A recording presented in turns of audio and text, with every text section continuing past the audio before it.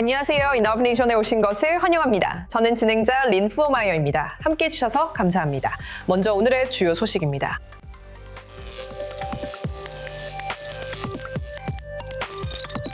이제 세계 최초의 소식입니다. 이스라엘 과학자들이 비아그라의 활성 성분이 암의 전이를 막을 수 있다는 사실을 발견했습니다. 저희는 연구진 중 한 분과 이야기를 나누고 옵니다. 그리고 이스라엘에서 단 70억 달러라는 적은 금액으로 3년 된 이스라엘 AI 스타트업 이 대규모 매각을 앞두고 있으며 일론 머스크의 스페이스X도 관심을 보이고 있습니다. 그리고 이미 혁신 분야에서 세계적인 강국인 중국이 이제는 기술 산업을 관광 명소로 탈바꿈시키고 있습니다. 자세한 소식 전해드리겠습니다.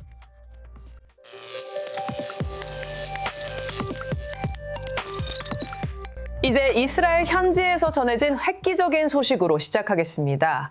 과학자들이 비아그라의 활성 성분이 암의 전이를 막는 데 도움이 될 수 있다는 사실을 발견했습니다.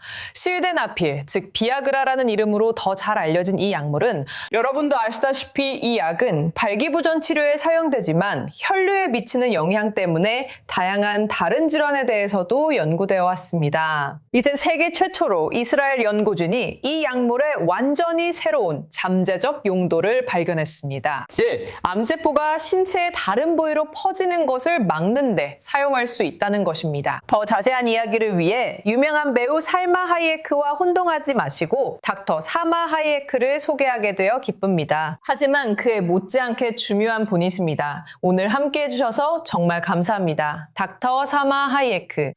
박사님은 이 놀라운 발견을 이끈 주요 연구자 중 한 분이십니다. 그럼 헤드라인부터 시작해 볼까요? 비아그라가 암의 전이를 막을 수 있다. 정말로 이것이 박사님 연구에서 밝혀진 사실인가요? 먼저 초대해 주셔서 감사합니다. 그리고 두 번째로 이 독특한 연구가 두 과학 분야를 연결했다는 점을 꼭 설명드리고 싶어요. 첫 번째는 암세포와 쥐 모델을 이용한 실험 연구입니다. 이 연구를 통해 와이즈만 연구소의 핵심 동료들이 생물학적 메커니즘을 조사하고 PDEA 억제가 전이를 제한하는지 실험할 수 있었습니다. 두 번째 부분은 역학 연구입니다. 여기서 우리는 이스라엘 최대의 건강관리기관인 Clarity Health Services의 실제 데이터를 사용했습니다. 이를 통해 우리는 비아그라가 암 환자들의 생존율 향상과 연관이 있는지 확인할 수 있었습니다. 이 두 가지 연구 설계는 서로 다르지만 보완적인 질문에 답합니다. 이제 질문에 답하자면 저희 연구 결과는 정말로 매우 유망하지만 그 답변에는 중요한 구분이 필요합니다. 실험적 부분에서는 비아그라는 쥐와 인간의 암 모델에서 암세포의 이동과 전이를 억제했습니다. 그리고 제가 주도한 역학 연구 부분에서는 저희는 실제 임상 데이터를 분석했고 암 진단 6개월 전에 비아그라를 사용한 암 환자들이 훨씬 더 좋은 생존율을 보인다는 사실을 발견했습니다. 그리고 저희는 비아그라 사용의 이점에 반응 관계가 있다는 것도 발견했습니다. 따라서 실험 결과는 연구 모델에서 항전이 효과를 보여줍니다. 반면에 인간 데이터를 기반으로 한 역학 연구에서는 일관된 생존 연관성이 나타났습니다. 함께 이러한 결과들은 설득력 있는 증거를 제공하지만 관찰 연구 결과만으로는 비아그라가 전이를 예방하거나 환자의 생존율을 향상시킨다고 아직 증명할 수 없습니다. 따라서 우리는 이 연관성을 살펴보고 조사하는 더 많은 임상시험이 필요합니다. 그럼 어디를 봐야 할지 어떻게 알았나요? 왜 특별히 비아그라에 주목하게 되었나요? 그래서 지금 말씀하신 건 정말 중요한 질문인데요. 이 모든 아이디어는 이선 노핀 교수님과 그의 연구팀이 수행한 생물정보학 분석에서 시작되었습니다. 그들은 유전자를 식별할 수 있는 계산 방법을 발견했어요. 그 유전자들이 암 진행을 억제할 수 있다는 것을 발견했어요. 그리고 그들이 살펴본 유전자 중 하나가 PDE5A였어요. 이 유전자는 정말 중요해요. 그리고 정말로 이 유전자는 도움이 돼요. 그리고 이 유전자는 비아그라의 활성 성분에 의해 억제되는 효소를 암호화해요. 즉, 비아그라의 활성 성분이 그 효소를 억제한다는 뜻이죠. 그렇다면 만약 선생님의 연구가 말씀하신 것처럼 정말로 유망하고 모든 것이 테스트되고 있다면 이것이 앞으로 암 치료에 어떤 영향을 미치게 될까요? 그래서 그게 정말 중요한 점이에요. 왜냐하면 우리는 비아그라나 실드나필 그리고 스타틴을 사용하는 것과의 연관성을 살펴보기 위해 더 많은 임상시험이 필요하거든요. 또한 비아그라와 스타틴의 병용이 저희 분석 결과에서도 나타났듯이 훨씬 더 큰 이점을 보였다는 점도 언급해야 합니다. 그래서 암 환자들에게는 두 약물을 모두 포함하는 새로운 임상시험이 필요하고 그 치료의 효과를 평가해야 합니다. 그리고 이것이 바로 약물 재창출이라고 불리는 것이에요. 이 두 약물에 대해 약물 재창출을 해야 하고 임상시험을 통해 실제로 도움이 되는지 확인해야 합니다. 두 약물이 암 생존자나 암 환자에게 얼마나 효과가 있는지 확인하기 위해서입니다. 그래도 정말 놀라운 발견이고 우리가 바라는 대로 결과가 나오길 정말 기대하고 있습니다. 사마 하예크 박사님, 오늘 시간 내주셔서 정말 감사합니다.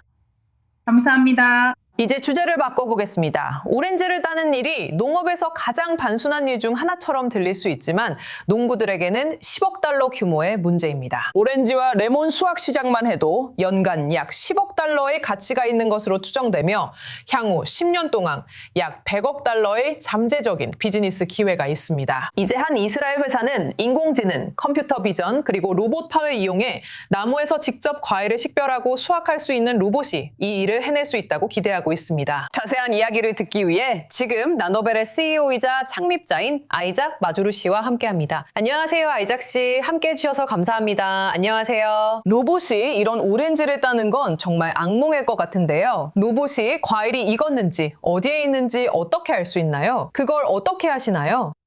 우선 로봇은 불편하지 않습니다. 그래서 훈련받은 대로 일을 하죠. 사실 저희가 로봇에게 일을 가르치고 적절한 설계를 통해 그 일을 잘할 수 있도록 도와줍니다. 그리고 저희는 실제로 여러 기술을 사용합니다. 하나는 AI인데 물론 AI는 로봇의 눈과 두뇌 역할을 하죠. 로봇은 과일을 보고 자연 그대로의 모습으로 과일을 봅니다. 그래서 나무가 아주 빽빽하고 잎이 깊게 우거져 있어도 그래도 빛이 들어올 수 있습니다. 빛이 들어올 수 있다면 저희도 볼 수 있습니다. 그리고 저희는 과일을 보고 과일의 위치를 파악하고 주변 환경을 매핑해서 어떻게 접근하고 어떻게 잡고 어떻게 잘라낼지 신중하게 계획합니다. 그렇다면 인간 노동자와 비교하면 어떤가요? 저희는 사실 1대1로 비교할 수는 없습니다. 저희가 비교하는 것은 킬로그램당 비용, 즉 결국 수확에 얼마를 지불하는가입니다. 그리고 저희는 가격이 약 30% 저렴합니다. 하지만 그보다 더 중요한 것은 저희는 항상 준비가 되어 있다는 점입니다. 노동자는 그렇지 않습니다. 노동자는 경쟁이 치열하고 인력이 줄어들고 있으며 인건비는 계속 오르고 있습니다. 로봇은 항상 당신의 명령을 기다리며 준비되어 있을 것입니다. 그게 비용 외에 가장 큰 장점입니다. 이것이 바로 재배자들이 찾고 있는 것입니다.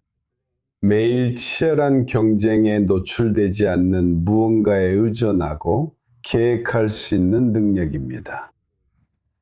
그리고 지금 오렌지 같은 감귤류에 집중하는 이유는 무엇인가요? 왜 특별히 그런 종류의 과일인가요? 그리고 혹시 다른 종류의 과일이나 채소로도 진출할 계획이 있으신가요? 간단히 말하면 대답은 예입니다. 좀 더 길게 말씀드리면 과일과 오렌지는 말하자면 가장 손쉬운 시작점입니다. 크고 아주 눈에 잘 띄죠. 그리고 사람에게는 따기가 어렵지만 로봇에게는 괜찮습니다. 그래서 저희가 기여할 수 있는 지점, 즉 진입점으로서 가장 좋은 곳이 바로 여기입니다. 그리고 물론 곧이어 우리는 감귤류를 넘어서 확장하게 됩니다. 아주 신중하게 자르고 손상에 민감한 프리미엄 과일이라면 어떤 과일이든지 확장할 수 있습니다. 왜냐하면 만약 과일이 손상되면 그건 폐기 처분이 되는 거죠. 결과물을 버리게 됩니다. 그래서 이런 핵과류, 아보카도, 망고 모두 단계적으로 그렇게 될 것입니다.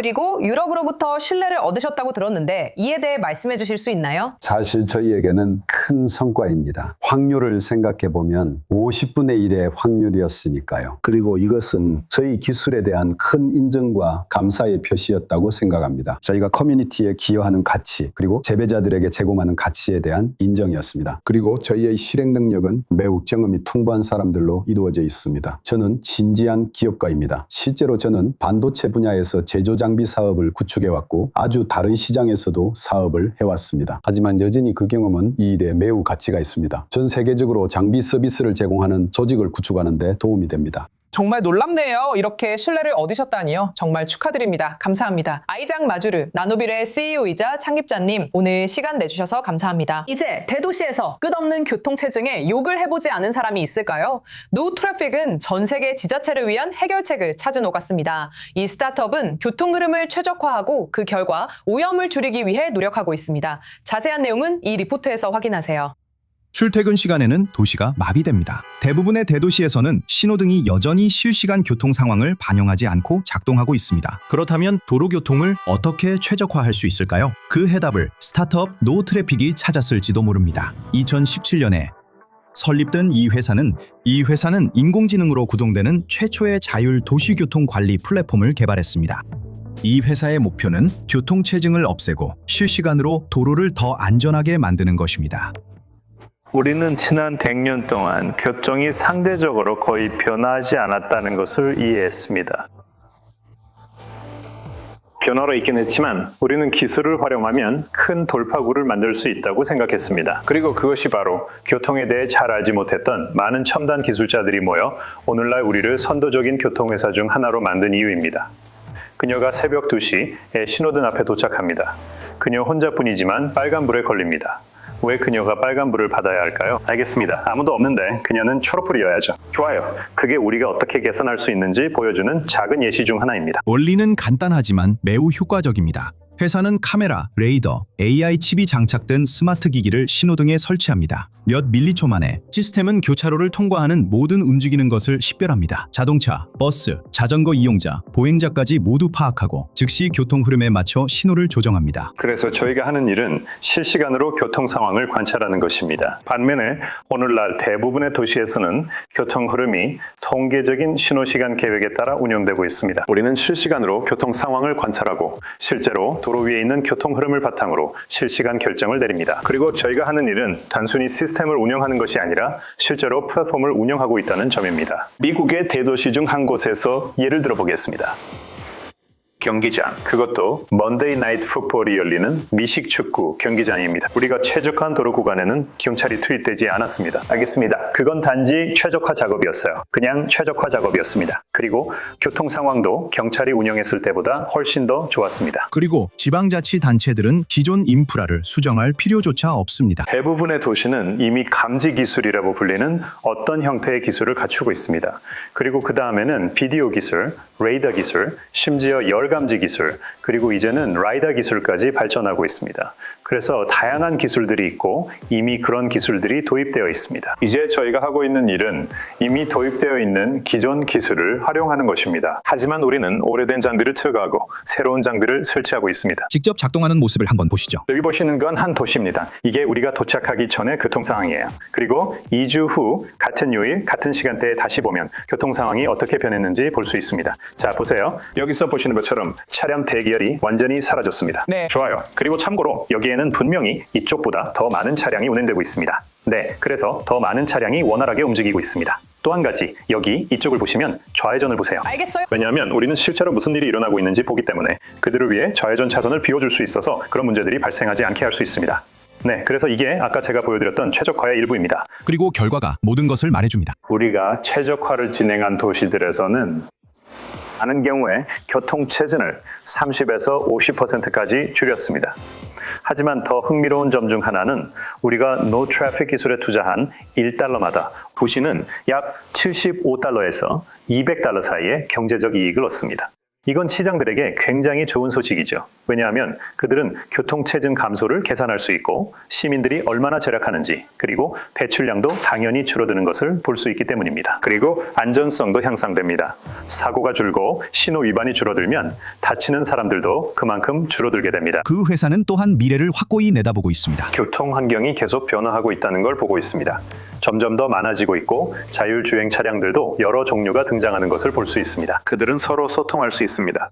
그들끼리 소통하는 것은 아주 좋은 아이디어이지만 누군가는 하늘에서 지켜보는 눈이 필요합니다. 참고로 우리가 설치하는 모든 교차로에는 미래를 위해 특별히 제작된 안테나도 있습니다.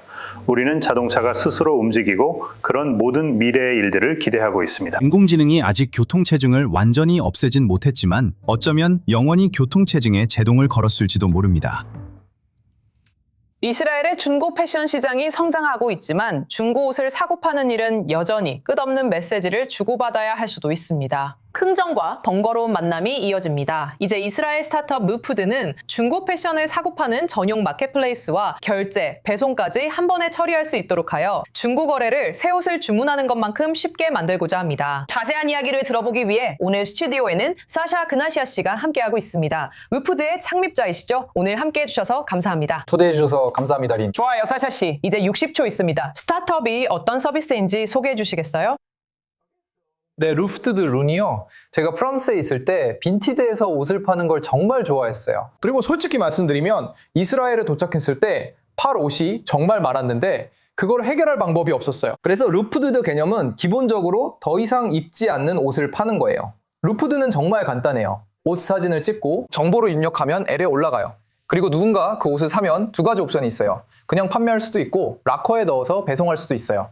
누군가 앱에서 그 옷을 사면 락커에 넣으면 됩니다. 그리고 누군가는 자기 집에서 가장 가까운 럭커에서 그 옷을 받아갈 수 있어요. 아니면 픽업 서비스를 이용할 수도 있어요. 누군가가 직접 와서 옷을 가져가니까 집에서 나갈 필요도 없어요. 하지만 그게 전부가 아니에요. 루푸드에서는 소셜 기능도 있어서 예를 들어 아바타를 추가하거나 사진을 올릴 수도 있어요. 사람들이 팔로우하거나 친구를 추가할 수도 있어요. 그래서 이 앱은 옷을 판매하는 것뿐만 아니라 사람들과 소통하고 재미있게 즐길 수 있는 앱이라고 생각해요. 그렇다면 예를 들어 빈티드와 비교하면 어떤 점이 다른가요? 우리 모두 이 플랫폼을 알고 있다고 생각해요. 그런데 빈티드보다 더 나은 점이 있다고 말씀하셨죠? 네, 우선 이스라엘에는 빈티드가 없어요. 그래서 저희가 아무도 진출하지 않은 곳에서 자리를 잡았죠. 그래서 루푸드의 전체 개념은 말씀드렸듯이 단순히 옷을 파는 것뿐만 아니라 친구를 추가하고 사람들을 팔로우하는 것도 포함돼요. 예를 들어 내일 루푸드에 인플루언서들이 들어오게 되면 지금 막 그런 움직임이 시작되고 있는데 여러분은 그들을 팔로우하고 그들이 더는 입지 않는 자기 옷을 살 수도 있어요. 그리고 여러분이 그들의 스타일을 좋아하기 때문이죠. 그게 바로 루프드의 개념입니다. 가장 큰 차이점은 저희는 빈티드에는 없는 이런 소셜 기능이 있다는 거예요. 그리고 말씀드렸듯이 빈티드는 이스라엘에 없어요. 그래서 저희는 그들이 없는 곳에 저희가 있는 거죠. 그리고 이스라엘에서 그게 큰 시장이 될 거라고 생각하세요? 네, 엄청나게 큰 시장입니다. 엄청나게요. 텔아비브에는 중고품을 파는 빈티지 샵 같은 곳이 100곳 있습니다. 그래서 그에 대한 큰 시장이 있지만 대부분의 경우에는 정확히 필요한 것을 찾기가 어렵습니다. 왜냐하면 중고 시장은 아주 특별한 시장이기 때문이죠. 중고 상점에 가면 자신이 좋아하는 스타일에 맞는 사이즈를 정확히 찾아야 합니다. 그리고 대부분의 경우 마음에 드는 옷이 있어도 예를 들어 그 옷이 내 사이즈로는 없을 때가 많죠. 그래서 그게 바로 루푸드가 해결해주는 부분입니다. 루푸드를 이용하면 원하는 옷을 정확히 검색하고 찾아볼 수 있습니다. 수천 가지의 옷이 준비되어 있죠. 작은 시장이나 작은 가게에 가면 대부분 그런 선택지가 없거든요. 그리고 혹시 이스라엘이 너무 작다고 느껴지면 국제적으로 진출하고 싶은 생각도 있으신가요? 네, 물론입니다. 저희는 이미 몇몇 시장과 이야기를 나누고 있습니다. 지금은 그 시장들에 대해 말씀드릴 수는 없지만 아직은 조금 이르다고 생각합니다. 하지만 당연히 국제 진출에 대한 생각이 있습니다. 그런데 저는 이스라엘 자체도 이미 큰 시장이라고 생각합니다. 예를 들어 이스라엘의 야시타임 같은 경우도 지금은 이미 10억 달러 규모의 회사가 되었잖아요. 그래서 이스라엘에는 정말 큰 시장이 있습니다. 큰 기회들이 존재합니다. 그래서 지금 당장 해외로 나갈 이유는 없습니다. 먼저 저는 이스라엘, 즉 국내에서 루푸드를 발전시키고 싶습니다. 그리고 나서 국제적으로 진출해야 할 필요가 있는지 볼 것이고 물론 저는 그렇게 하고 싶습니다. 네, 행운을 빌겠습니다. 루프의 창립자인 사샤 이그나시아 씨, 오늘 시간 내주셔서 감사합니다. 정말 감사합니다. 이제 설립된 지 거의 3년 된 이스라엘의 AI 스타트업이 수십억 달러 규모의 엑시트를 앞두고 있을 수 있습니다. 그리고 일론 머스크의 스페이스X가 이를 인수하기 위해 경쟁하는 기업 중 하나일 수 있습니다. 데카르트, 실시간 AI 생성 영상에 특화된 이 회사는 최대 70억 달러에 달하는 거래를 성사시키기 직전인 것으로 전해졌습니다. 나타샤 커차크가 보도합니다. 일론 머스크가 설립된 지 겨우 3년밖에 안 된 이스라엘 스타트업을 인수하기 위해 협상 중인 것으로 전해졌습니다. 약 70억 달러입니다.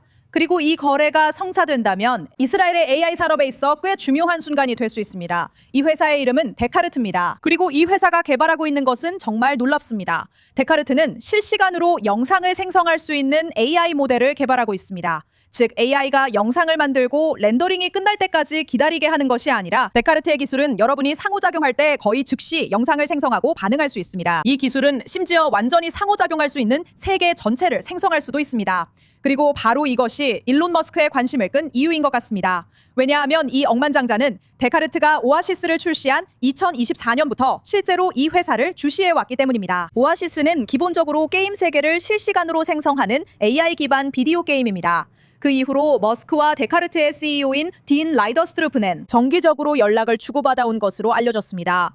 하지만 데카르트의 더 큰 강점은 사실 게임이 아닙니다. 이 회사는 자사의 기술이 경쟁 모델보다 훨씬 적은 컴퓨팅 파워로 AI 영상을 생성할 수 있다고 말합니다. 그리고 이것은 AI 세계에서 정말 엄청난 일입니다. 왜냐하면 영상을 생성하는 데는 막대한 컴퓨팅 파워가 필요하기 때문이죠. 그리고 놀랍게도 컴퓨팅 파워는 매우 비쌉니다. 현재 데카르트는 주요 글로벌 기술 기업에 인수되기 위한 막바지 협상을 진행 중입니다. 그리고 여기서부터가 흥미로워집니다. 사실 이 회사는 엔비디아와 협상을 진행하고 있었는데 그 협상이 성사되려던 바로 그 시점에 또 다른 기술 대기업이 더 큰 제안을 들고 나타났다고 합니다. 그래서 데카르트의 창립자들은 새로운 입찰자를 선택하기로 결정했죠. 그게 누구일까요? 여러 소식통에 따르면 일론 머스크의 스페이스X가 그 제안의 주인공일 수 있다고 합니다. 놀라운 점은 데카르트가 2023년 9월에 설립된 지 얼마 되지 않았다는 거예요. 직원도 약 100명 정도에 불과하죠. 그리고 불과 3달 전 데카르트는 40억 달러의 기업 가치로 3억 달러를 투자받았어요. 그리고 이제 거의 그 2배에 팔릴 수도 있습니다. 투자자들에게는 엄청난 수익이죠. 만약 스페이스X가 인수자라면 이스라엘에도 또 다른 중요한 의미가 있습니다. 스페이스X가 데카르트를 기반으로 텔아비브의 첫 번째 연구개발센터를 설립할 수 있기 때문이죠. 나타샤 커치크였습니다. 이제 중국은 단순한 관광지가 아니라는 점은 모두 알고 계시죠? 이번 여름 관광객들은 로봇, 드론쇼, 인공지능 등 미래를 체험하기 위해 중국으로 몰려들고 있습니다. 그리고 고속열차까지. 기술은 여행의 일부일 뿐만 아니라 이제는 여행의 목적지가 되고 있습니다. 에밀리 프랜시스가 전해드립니다. 차이나 맥싱, 이것이 온라인에서 떠오르는 새로운 트렌드입니다. 이전에 유행했던 차이나 트래블, 차이나 쿨 같은 여행 트렌드에 이어 등장했죠. 더 많은 해외 방문객들이 기존의 유명 관광지를 넘어서 중국을 경험하고자 하고 있습니다. 그리고 기술이 점점 더 여행 일정의 일부가 되고 있습니다. 베이징에서 열린 로봇 전시회에서는 관광객들이 인간형 로봇에 가까이에서 볼 수 있습니다. 이 로봇들은 커피를 만들고 팬케이크를 뒤집고 춤을 추고 심지어 중국 서예까지 쓰는 모습을 보여줍니다. 그래서 저는 정말 재미있다고 생각합니다. 중국이 이렇게 놀라운 기술을 개발했다는 것이 정말 대단하다고 생각합니다. 멕시코에는 이렇게 많은 로봇이 없기 때문에 기술이 앞으로 어떻게 세상을 바꿀 수 있을지에 대한 제 시각이 달라진 것 같습니다. 그리고 일부 관광객들은 그 경험을 한 단계 더 나아가 실제로 기술이 어떻게 만들어지는지 보기 위해 공장을 방문하고 있습니다. 베이징에 있는 샤오미의 전기차 공장에서 수백 대의 로봇이 생산 라인에서 정밀 작업을 수행하고 있습니다. 그들은 아마도 고향에서는 볼 수 없었던 정교함과 무엇보다도 규모 면에서 많은 흥미로운 것들을 볼 수 있을 겁니다. 저는 그 규모와 발전 수준이 정말 놀라울 거라고 생각합니다. 하지만 첨단 기술 체험은 공장 내부에서만 끝나지 않습니다. 관광객들은 도시간을 고속열차로 이동하고 관광지에서는 AI 다국어 가이드를 이용하며 선전에서는 대규모 드론 나이트쇼를 관람하고 있습니다. 이런 편리한 것들이 중국을 정말 멋지게 만들고 중국 여행을 정말 멋지게 만듭니다. 동시에 방문객들은 허난에서 찻잎을 따는 것부터 중국의 역사적인 도시를 탐험하고 최신 기술 제품을 쇼핑하는 것까지 더 많은 체험형 문화 경험을 찾고 있습니다. 그리고 수치에 따르면 이러한 관심이 실제 여행으로 이어지고 있으며 올해 상반기에 중국은 거의 2,300만 명의 외국 외국인 방문객을 맞이했습니다. 이는 지난해 같은 기간에 비해 20% 이상 증가한 수치입니다. 북지의 방문객들의 관광 지출도 크게 증가하여 6월 이후 전년 대비 72.9% 증가한 것으로 보고되었습니다. 중국의 무비자 정책 덕분에 방문이 더 쉬워졌습니다. 여행사들은 방문객들이 로봇 회사나 드론 제조업체 방문 같은 기술 체험을 여행 일정에 직접 포함해달라는 요청이 점점 늘고 있다고 말합니다. 자율주행 체험 그리고 만리장성에서의 드론 배달까지 요청하고 있습니다. 이것은 목적지 자체가 기술을 선보이는 새로운 형태의 관광입니다. 중국, 정말 대단한 곳이죠? 저게 새일까요? 비행기일까요? 아니에요. 둘 다 아닙니다. 저것은 공중을 날고 물속을 헤엄칠 수 있는 로봇입니다. MIT에서 개발한 이 로봇은 바다제비와 퍼핀 같은 잠수성 조류에게서 영감을 받아 날개를 이용해 공중과 물속 모두에서 움직일 수 있습니다. 가격은 단 $300이고 시속 13마일 이상의 속도로 날 수 있습니다. 그리고 시속 거의 2.2마일의 속도로 헤엄칠 수 있습니다. 이 로봇은 미리 정해진 경로를 따라 자율적으로 비행하다가 물속으로 잠수해 야생동물을 관찰하거나 유독성 조류 번식지, 화산 호수에서 샘플을 채취할 수 있습니다. 또한 빙산 근처와 같은 지역에서도 사용할 수 있습니다. 초기 돌파구를 마련한 후 연구실은 이제 로봇을 더욱 발전시키기 위한 자금을 모으고 있습니다. 오늘 준비한 소식은 여기까지입니다. 저는 진행자 린 클라우마이어입니다. 이 프로그램은 2주 동안 여름 휴방에 들어갑니다. 9월에 다시 여러분을 만나 뵙게 되어 기쁩니다. 여러분이 어디에 계시든 남은 여름을 만끽하시길 바랍니다. 지금까지 시청해주셔서 감사합니다. 곧 i24 뉴스에서 다시 찾아뵙겠습니다.